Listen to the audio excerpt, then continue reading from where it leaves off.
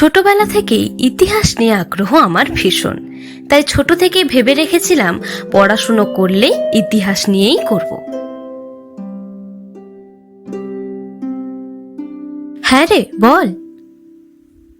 হ্যাঁ, এই তো বেরোচ্ছি, চিন্তা করিস না, আমি ঠিক সময়ে পৌঁছে যাব। বাসটা আসতে দেরি করায় কলেজে পৌঁছতে 20 মিনিট লেট হয়েছে। কলেজের গেটে এসে দেখি ইন্দ্রাণী এখনো আমার জন্য দাঁড়িয়ে আছে। কি রে, ঠিক সময়ে পৌঁছে যাব বলে এখন 20 মিনিট লেট? কি করব বল, বাসটা যে আসতে লেট করলো। চল চল, নয়তো আরো দেরি হয়ে যাবে। হ্যাঁ চল। সেমিনার হলে গিয়ে দেখি তখনও সেমিনার শুরু হয়নি। আমি ও ইন্দ্রাণী দুটো সিট দেখে বসে পড়লাম। আমার প্রিয় ছাত্রছাত্রীরা, সকলকে সুপ্রভাত।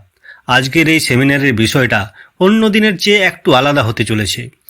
আমরা সবাই বই থেকে দেশ বিদেশের নানান ইতিহাস জানতে পারি, কিন্তু আমাদের খুব আশেপাশের ইতিহাসগুলো আমরা সব সময় বইয়ে খুঁজে পাই না।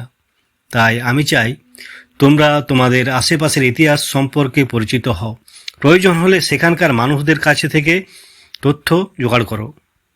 সেমিনার অ্যাটেন্ড করার পর আমরা আমাদের পছন্দের জায়গায় গিয়ে বসলাম। স্যার আমাদের যে প্রজেক্টটা দিলেন সেটার জন্য কোথায় যাওয়া যায় বলতো? শুনেছি এখান থেকে 12 কিলোমিটারের মধ্যেই গৌরবপুর বলে একটা গ্রাম আছে। সেখানে কয়েকশো বছর আগেকার এক বিশাল ভগ্ন জমিদার বাড়ি আছে। আমরা সেখানেই যেতে পারি।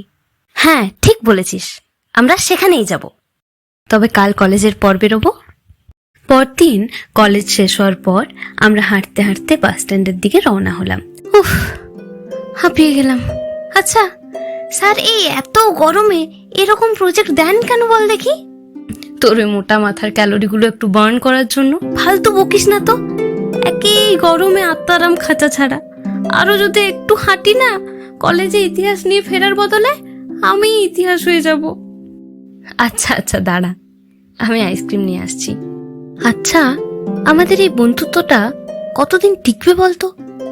আমি ওর প্রশ্নের কোনো উত্তর না দিয়ে শুধু একটু মুচকি হেসে বললাম, মাথায় অত চাপ নিতে নেই, খা। বাস স্ট্যান্ডে গিয়ে মিনিট 5 দাঁড়াতেই গৌরবপুর যাবার বাসটা পেয়ে গেলাম।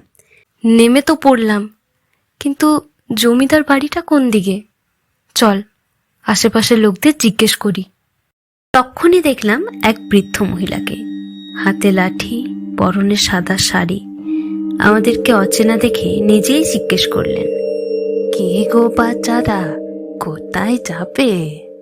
এখানে জমিদার বাড়িটা কোথায় গো দিদিমা? ওইখানেই যাব। জমিদার বাড়ির নাম শুনতেই তিনি যেন অবাক হয়ে গেলেন।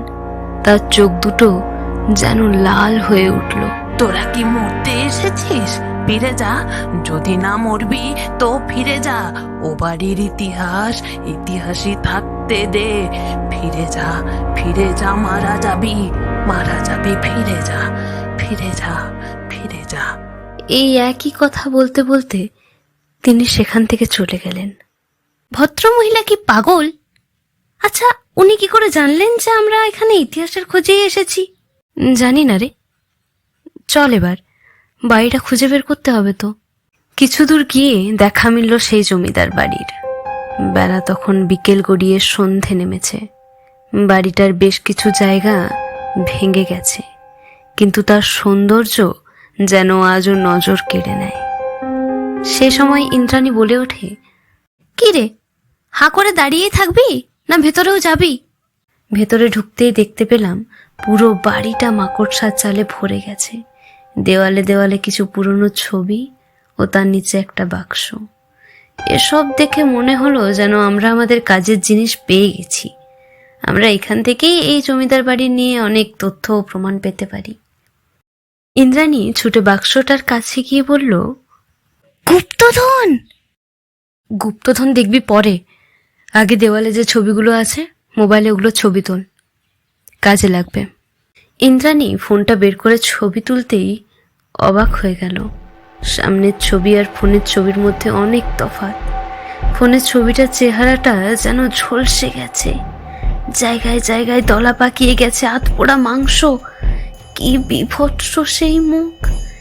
সেই ছবি দেখে ও ভয় চিৎকার করে ওঠে। এ কি হয়েছে? চিৎকার করলি কেন? ওই ওই ছবিটা, ওটা স্বাভাবিক নয়। স্বাভাবিক নয় কেন? ওই দেখ। তারপর ওই ছবি দেখে আমিও ভয়ে শিউরে উঠলাম। হঠাৎ করে যেন একটা দমকা বাতাস সবকিছু ওলট পালট করতে এলো।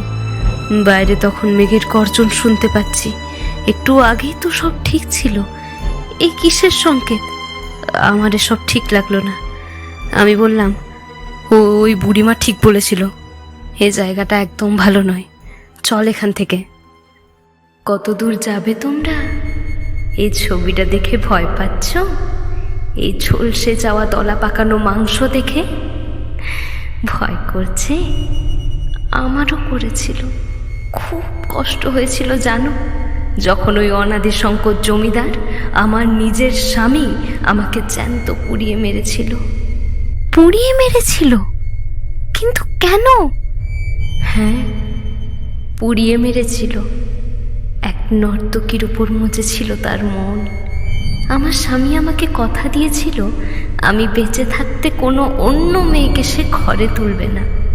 তাই একদিন রাতে আমাকে পুড়িয়ে মেরে সেই মেয়েটিকে বিয়ে করেছিল। আবার বাইরে খবর ছড়ায় আমি নাকি কোনো পরপুরুষের সাথে পালিয়ে গেছিলাম।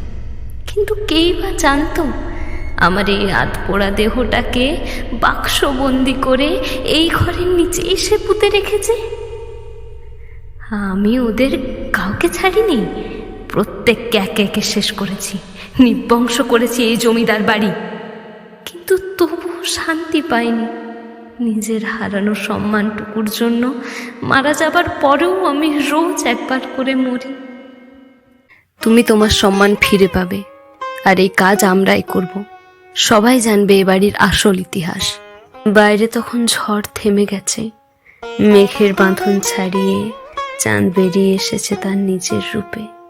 এরপর আমরা আমাদের কথা মতো পুরো বিষয়টা কলেজে জানাই। কলেজ কর্তৃপক্ষ ও নিউজ রিপোর্টাররা এই বাড়িতে আসেন আসল সত্য খুঁজে বার করতে। এই ঘরের নিচেই খুঁজে পাওয়া যায় সেই বাক্সবন্দি হাড় কঙ্কালগুলো। এবার হয়তো সে তার সম্মান ফিরে পাবে।